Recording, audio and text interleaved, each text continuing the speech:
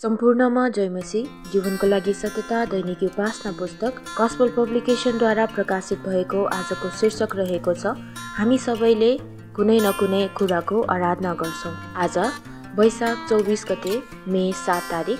आजको खण्ड रहेको छ यशाया 42 को 16 देखि 17। यहाँ यस प्रकारले लेखेको छ, म अन्धहरूलाई तिनीहरूले नचिनेको बाटोमा डोराउनेछु, तिनीहरूले नजानेको बाटोमा म तिनीहरूलाई बाटो देखाउँदै लानेछु। म तिनीहरूका अघि अँध्यारोलाई उज्यालो र खाल्टा खुल्टी ठाउँलाई सम्म बनाउनेछु। यी कामहरू म गर्नेछु, म तिनीहरूलाई त्याग्ने छैन।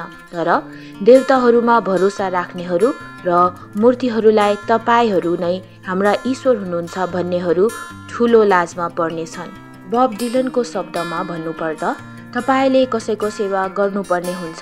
यो सत्य हो, हामी सबैले कुनै न कुनै कुराको आराधना गर्छौं। त्यसैले प्रश्न भनेको हामी कुन कुराको सेवा गर्छौं भन्ने हो। प्राय जसो हाम्रो मानव व्यर्थतामा हामी आफैले बनाएका ससाना सृजनाहरूमा भर पर्न र अन्ततः तिनीहरूकै सेवा गर्न पुग्छौं। इतिहासकालदेखि नै मानव जातिको मुख्य समस्या भनेको यो हो कि हामी झुटो ईश्वरहरू बनाइरहन्छौं र त्यसमै झुटो उद्धार खोजिरहेका हुन्छौं।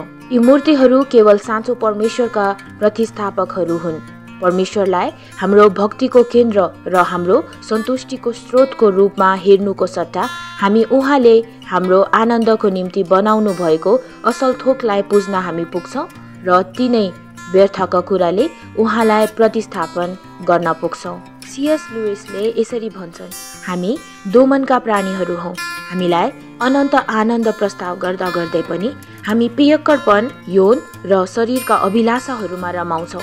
हामी छुट्टी मनाउन समुद्रको किनारमा लैजाने प्रस्ताव नबुझेर फोहोर माटोको थुप्रोमा नै खेल्न चाहने अज्ञानी बच्चा जस्तै व्यवहार गर्छौं।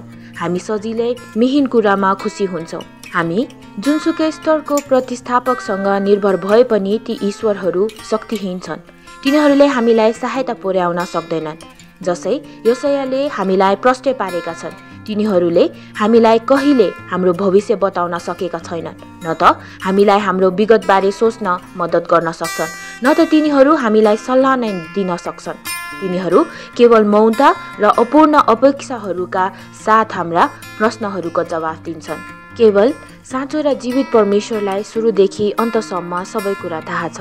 उहाँले मौनतालाई तोडेर जे हुनेवाला छ त्यसको पहिले नै भविष्यवाणी गर्नुभयो। उहाँले आफ्नो ज्योतिले अन्धकारलाई परास्त गर्नुभयो। उहाँले दुष्टतालाई धार्मिकताले प्रतिस्थापन गर्नुभयो। एक समय हामीले उहाँलाई त्यागे तापनि उहाँले आफ्ना पुत्र येशू ख्रीष्ट एक उत्कृष्ट सल्लाहकार हामी कहाँ पठाउनुभयो। तपाईँ र म निरन्तर ती मूर्तिहरूको सामना गर्छौं जसले हाम्रो ध्यान आकर्षित गर्दछ र हामीलाई परमेश्वरको सट्टा तिनीहरूमा पूर्णता पाउन प्रलोभन देखाउँछ। कुन कुराले तपाईलाई सबैभन्दा बढी प्रलोभन पार्छ? यो जान्नुहोस् कि तिनीहरू झुटा हुन्, यद्यपि तिनीहरूले तपाईलाई बताउँदैनन्।